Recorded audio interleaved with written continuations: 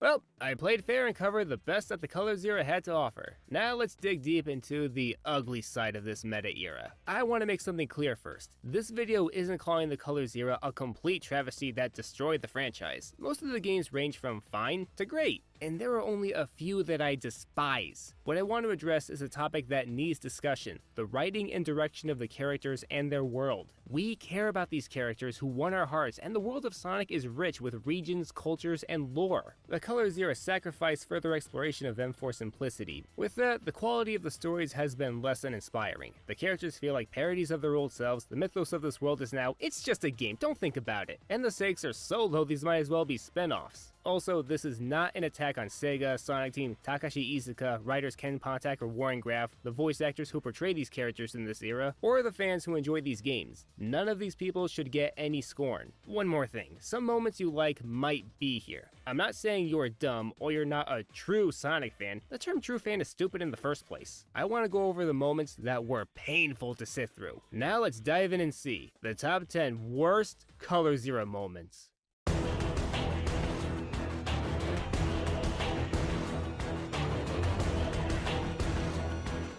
Shadow's smug intro, Team Sonic Racing.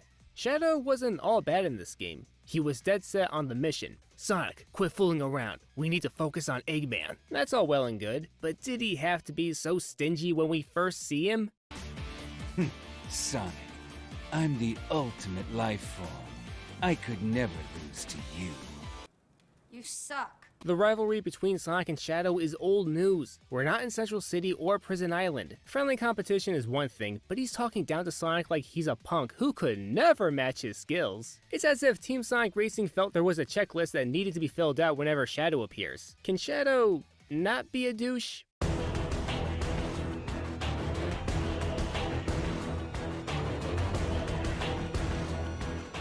Team Babylon fighting. Sonic Freeriders. You've got some nerve, Sonic Freeriders. You treated Team Babylon like dirt and tossed them away as soon as this era began. In the Team Sonic story, they lost in the finals, so Jet and Storm berate Wave for their mishap. They are way too ill-tempered towards her. What the heck was that, Wave? Did you even tune our gear before the race? I know the Babylon rogues aren't the closest of friends, but they understand each other. Wave designed their gear. She's arguably their most valuable member, and Jet goes berserk on her. The downgraded Storm, who's now a dumb goon, joins in and blames her. Well, it ain't the boss's fault. If he says he lost cause of you, it's cause of you. And Wave snaps back at them, and even Tails. She does apologize afterwards, but still, this is the most dysfunctional they've ever been. Technical difficulties aren't the problems here.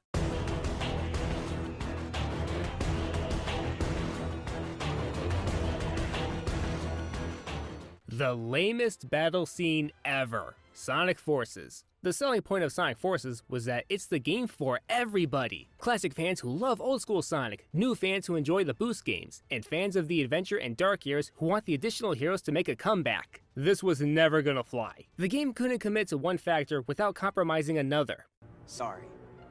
Doesn't go both ways. For us adventure and dark fans, we got a shallow 20-second long fanservice battle where they fight Infinite's Illusion Army. Omega shows up, but he doesn't exactly change the outcome like when he fought Mephiles. It really doesn't help that the animation is awful. There's no oomph in any of these attacks. The illusions have as much weight as balloons. Look at Shadow lightly hovering through them. The movements of the illusions and Anthro extras are copy-pasted. Oh, and this is Sonic's game face. I know, there are a lot of models to work with, but they wanted to show this battle. If you ask me, the heroes were wasted in this game. Yeah, they're in it, but they're not really there. These guys are written as lazy idiots who are heavily dependent on Sonic, as if he's the only one who can make a difference. He gets out of the Death Egg, and the good side wins in a couple of hours. Everyone in this room is an experienced fighter, and they sit in a bunker for 6 months. Not one of them fought back? I think if they all teamed up, they could have beaten Infinite on day 1. Sonic and the newbie Avatar can kick his ass. You can't just dip your toe in it. Celebrate these characters, make them more involved in the right way, and do better with the animation. Ugh.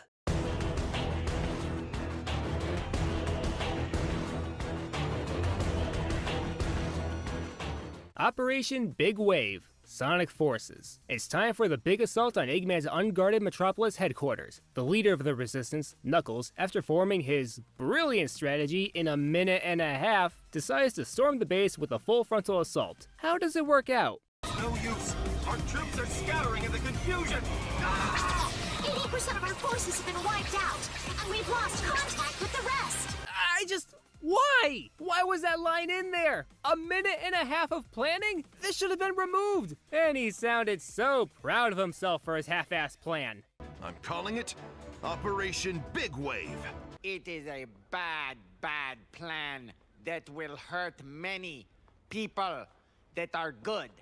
I think it's great. Capital City is one of the better stages with Infinite distorting reality, but we hear the majority of your allies being obliterated. Snake Squad requesting reinforcements! This is Foxtrot! We can't hold out much more! Ironically, the game that was meant to deter the image of Knuckles being a dumbass contradicted itself. It's either get lifted by chipmunks or put soldiers on a suicide mission. Pick your stupid.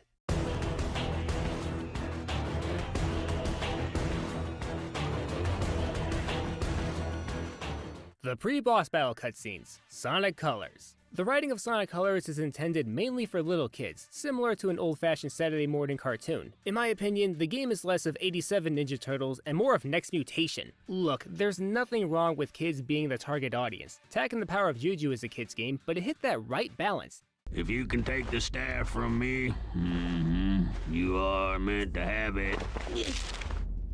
Whoa.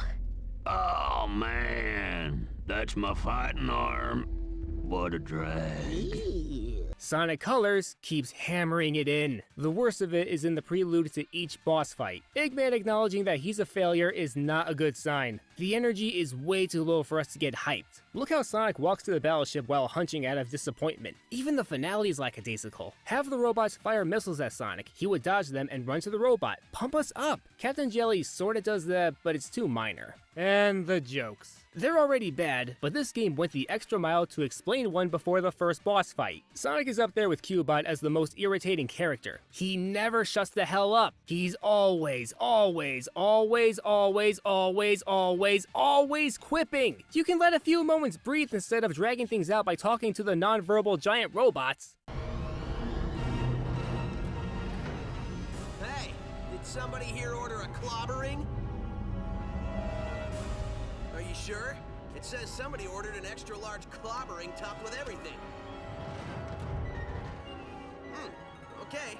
Tell you what, I can't take this thing back, so I'll give you an extra large clobbering for nothing. Hope you're hungry. This is the most annoying Sonic has ever been. How many times does this game want me to say, okay, I get it, you're not dark and angsty? As bad as these were, a certain game did it worse. And the copyright line doesn't do it for me either.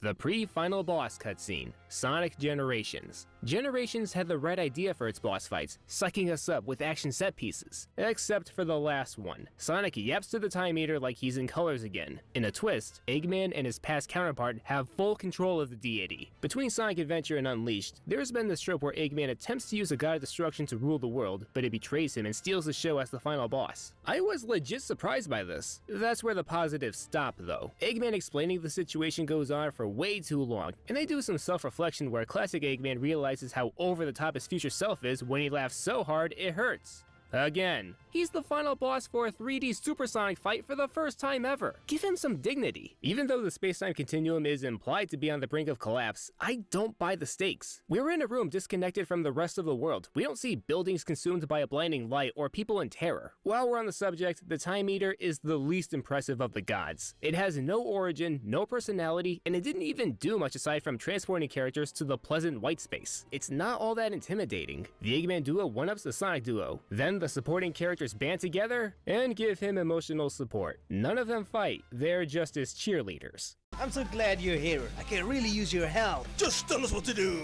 Stand over there and cheer me on. What? But I have ninja powers and... Cheer me on! Hurrah, Sonic. Go, Sonic. Go. Sonic, you can do it. Then the Sonic duo goes super to the beat of Time to scramble some Eggman, Super Sonic style! Sonic 4?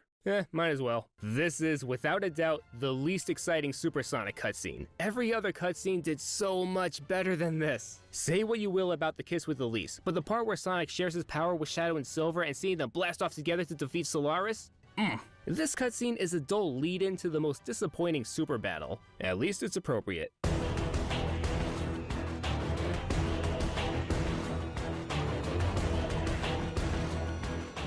The ending of Sonic the Hedgehog 4 Episode 2. What a waste of time Sonic 4 was. A cheap, nostalgia-based phone game in disguise as a sequel to the classics that overstayed its welcome. The second episode, which was a Sonic 2 and CD hybrid, brought Little Planet from Sonic CD back. Not just brought it back, but encapsulated it in the Death Egg Mark II, and it stays in there. Forever, apparently. That's how the game ends. Sonic and Tails, our heroes, ditch Little Planet. Even if you get all the Chaos Emeralds, it's doomed to be Eggman's prisoner. This is a testament to how little investment was put into the episodic game. What would have happened at the end of Episode 3? Angel Island would be infested with the Black Plague and destroyed by Godzilla? Sonic and Tails look like selfish dicks. Why wouldn't they free Little Planet? Was the episode unfinished? Was the rest planned for a future episode? After Sonic 4 has been discontinued, the short-lived saga ends on a sour note that would make any fan of Sonic CD cringe. Sonic's not gonna like Little Planet's new message for him.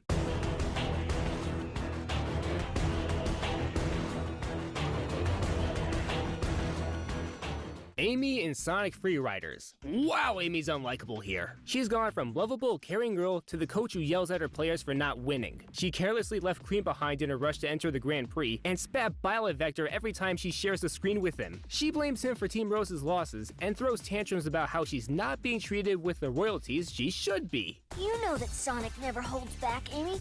I thought you liked that about him. But I'm supposed to be the one exception. Exceptionally dense. Did you just f***ing... You expect me to believe that the kind-hearted girl who defended Gamma from Sonic would be this bratty? Amy, that's one of Eggman's clunkers. Out of my way. No. He helped me before by letting me escape. This robot is different. You don't need to hurt him, okay? The biggest kid in kindergarten. Okay, that's enough. I'll have you know our team has only one useless kid on it. I never thought I would hate Amy, but Free Riders, the force of destruction that it is, does its magic. Is there a Sonic character that's been more deformed than her? There is.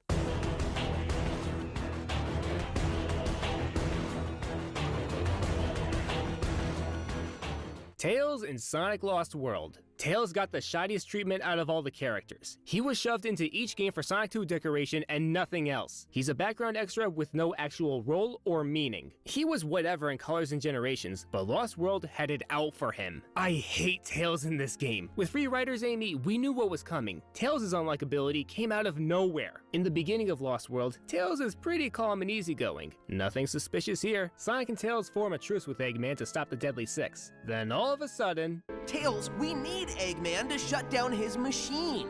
And you don't trust me to do it. What? No! I trust you, Tails. It's just that... No, you don't. You trust Eggman more. It begins! Tails goes through an unintentional negative character arc where his arrogance drives him to curse Sonic's name until he caves in and gives Baby his bottle. Tails had no word of protest when the agreement was made, and an hour later...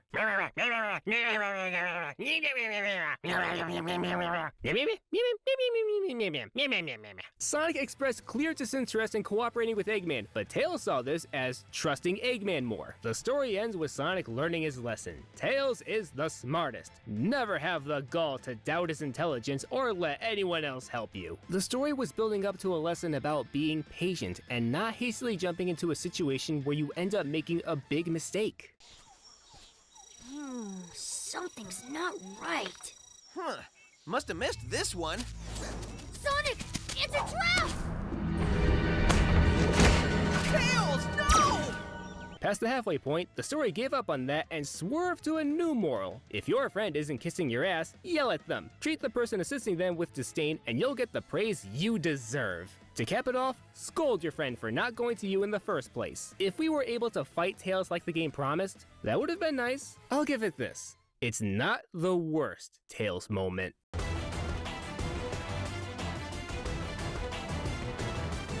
Cutscene 5.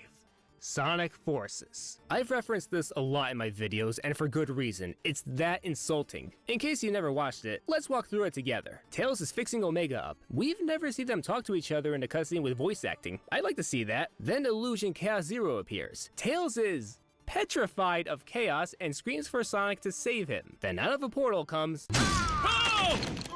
What the? Who's out there? Boys! Boys, help me!